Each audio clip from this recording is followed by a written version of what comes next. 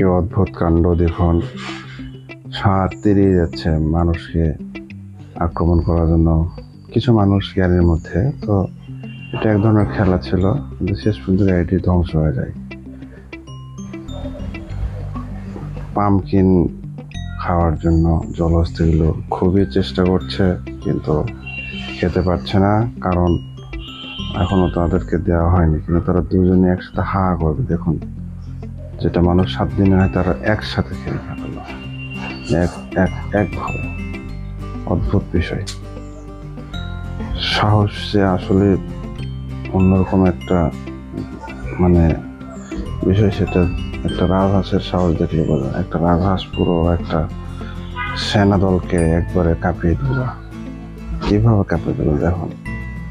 সে তার সাহস দিয়ে তাদেরকে ছত্রভঙ্গ করলো। তারা বিভিন্নভাবে তাদের লাইন থেকে বিভিন্নভাবে সরে গেল। একটা বিষয়।